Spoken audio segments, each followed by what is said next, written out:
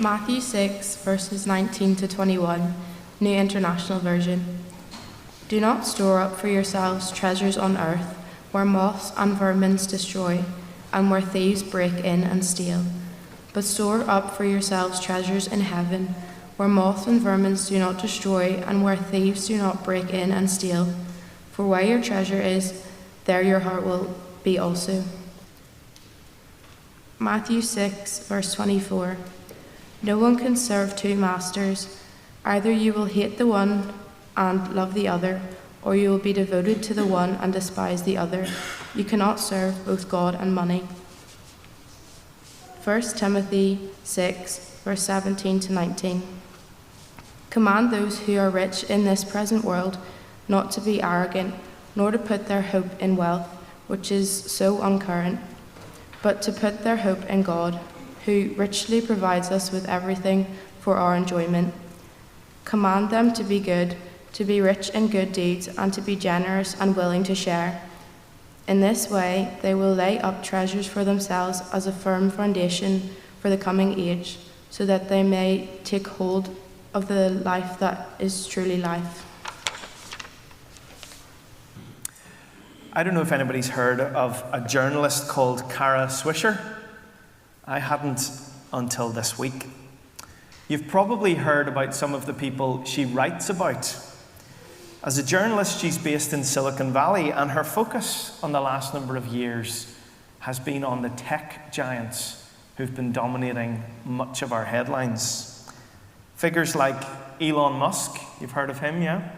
Mark Zuckerberg, Jeff Bezos. Well, on Wednesday morning, she was interviewed on the BBC about her new memoir. It's called Burn Book. And it includes a scathing critique of the tech billionaires she once admired. Innovators who were full of promise, but whom she now regards as immature playboys with too much money. And maybe we should just stop and think for a moment, just how much money are we talking about here? Let's take the Amazon founder Jeff Bezos as an example. According to my most recent Google search, he's currently the richest man in the world, although that could be wrong because they seem to move around, the three of them, quite frequently. But from my estimation, it looks like his wealth is in the region of £156 billion. Now, I was an English teacher, so I'm not great with numbers. I need a little bit of help figuring out what that number actually means. So I've got a couple of equivalents for you, okay? I want you to imagine you were able to save the entirety of the UK's average annual salary every year. That's £35,000 a year.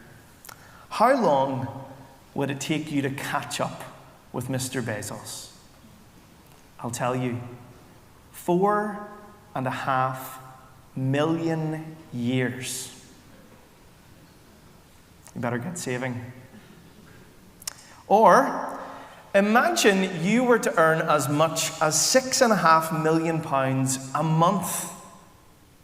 Now, if you were to save every penny of that sum each month, you would need to start saving in the year of Christ's birth to be where the Amazon boss is today. It's a lot of money, a staggering amount of wealth for one man.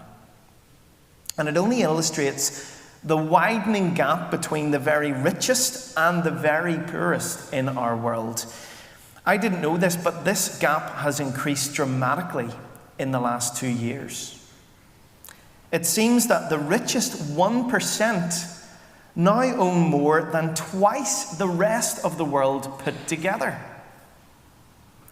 Now, such an obscene disparity makes a mockery of claims from tech billionaires that they're working for the common good.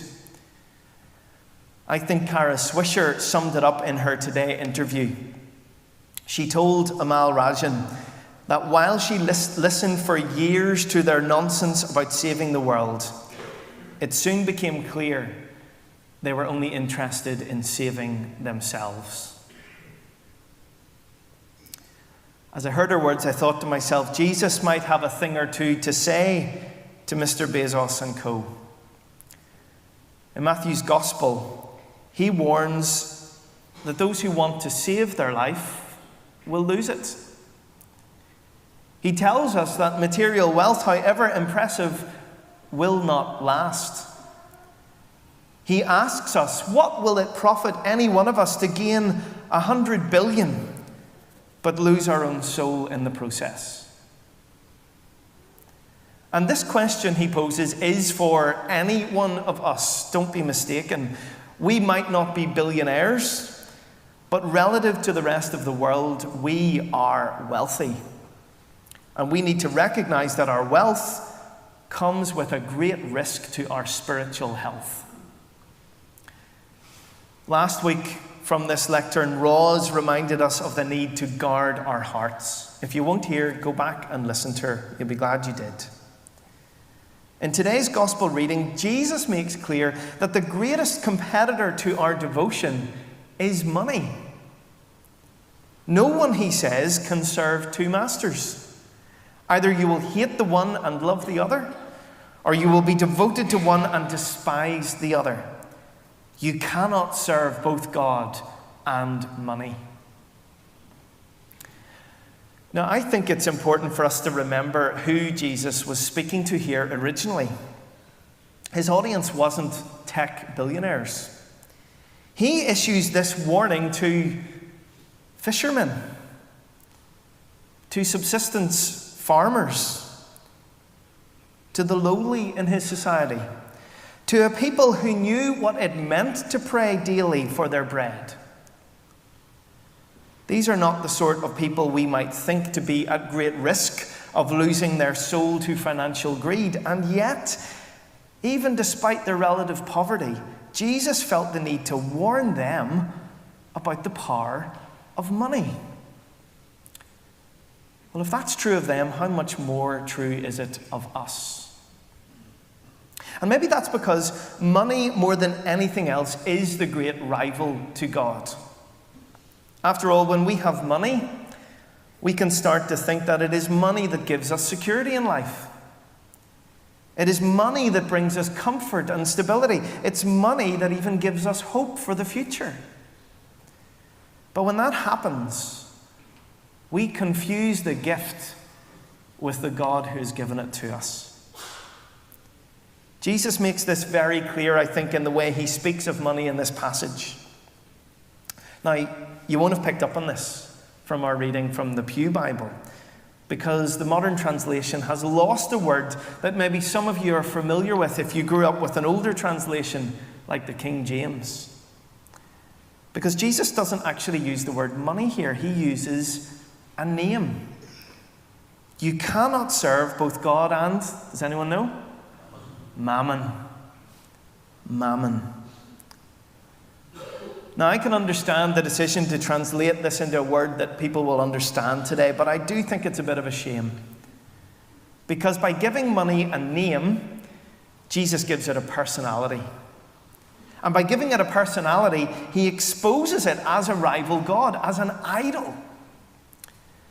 And if you think I'm exaggerating this a bit, I challenge you, the next time you have the radio on and you're listening to the news, listen to how they report on the economy, on the market. Listen for how the market is in fact spoken about as if it were a god. Commentators talk about it as if it were one of those capricious gods of old. At times it is benevolent to us and it bestows blessings. A percentage point here, a dividend there for its investors. But at other times, the market is angry and it needs to be appeased. A bailout here, a cash injection there. God of old as it is a mystery to mere mortals like us, who must rely on the high priests of Wall Street to mediate for us.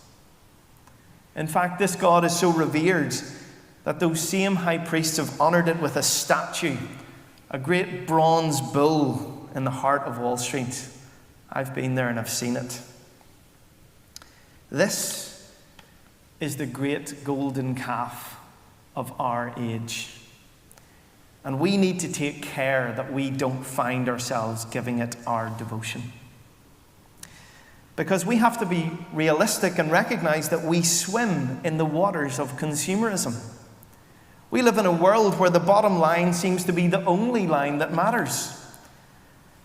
So the question for us today is, how do we guard our hearts, like Roz was saying last week, from this allure of money? What is it that we can do? Well, the answer comes in that reading from 1 Timothy.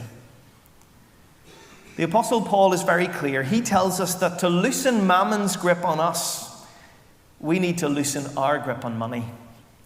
We need to give.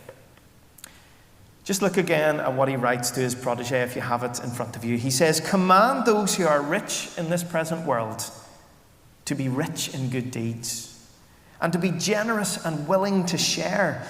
In this way they will lay up treasure for themselves as a firm foundation for the coming age, so that they may take hold of the life that truly is life." Paul tells us that if we want to steward life well, we need to be good stewards of our money. We need to give. Now, let me be clear, it's not for me or for anyone else to tell you how you should give. Giving's a personal topic, isn't it? It's something we don't like to talk about. It makes us uncomfortable. Traditionally, the church has taught that a tithe of 10% is a good starting point. But the reality is, giving will look very differently for each one of us. That's because how much we give will be proportionate to our own circumstances, but also proportionate to the needs of others. Working that out, that requires prayerful discernment. Now, as I say, I don't think it's for me to tell you how to do that. But maybe I could point you in the direction of somebody I found helpful in this regard, Elizabeth O'Connor. She's somebody who really practiced what she preached. In her book, Letters to Scattered Pilgrims, she spells out for us what needs to be considered if we are to take proportional giving seriously. I think you should see her words in the order of service there. It's a long quotation, but it's worth considering. Let's look at it together if you have it in front of you. None of us, she writes, none of us has to be an accountant to know what 10% of a gross income is. But each of us has to be a person on our knees before God if we're to understand our commitment to proportionate giving. Proportionate to what? Proportionate to the accumulated wealth of one's family? Proportionate to one's income and the demands upon it, which vary from family to family? Proportionate to one's sense of security and the degree of anxiety with which one lives? Proportionate to the keenness of our awareness of those who suffer? Proportionate to our sense of justice and God's ownership of all wealth? Proportionate to our sense of stewardship for those who follow after us? And so on and so forth. The answer, of course, is in proportion to all these things. Now, that's a long quotation, as I say, but I think it's worth taking away with you today and looking at it again and using it as you consider what proportionate giving looks like for you. Because it's vitally important that we take Jesus seriously. We take him seriously when he tells us that we are to store up treasure in heaven, not on earth. Because if we think we can serve both God and mammon, we need to think again. Because we make a mockery of the gospel we've been entrusted with. How can we preach God's salvation to a skeptical world if we've evidently not been saved from greed? How can we claim Jesus as Lord if we don't steward our money? How can we proclaim God's love if we harden our hearts to the poor among us? This is the calling of discipleship. It's to resist, and to resist this calling for us is indefensible, isn't it? In a world where people are going hungry, in Gaza, in Yemen, even in our own country. But let me say something to you, and I want to be clear. This calling is made on us, irrespective of the needs of others. We are called to live modestly because this is the lifestyle Christ modeled for us. And it's in living modestly that the gifts we've been given can be fully enjoyed.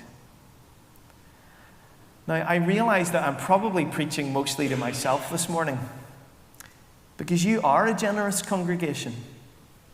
Even in these short few weeks with you, I've been inspired and I've been challenged by your generosity. For those listening maybe online, I invite you, just come here on a Tuesday evening and you'll see for yourself what I mean. But I'm still preaching this sermon to all of you nevertheless, because I suspect I'm not entirely alone. I suspect all of us feel Mammon's squeeze from time to time, if we're honest with ourselves. The fact is, we all need to live differently from how we're living.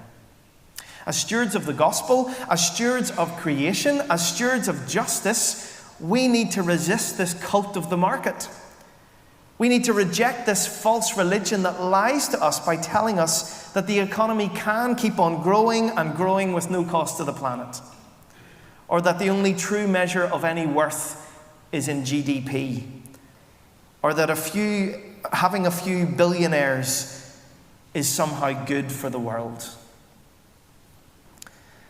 This is not the way of Christ, is it?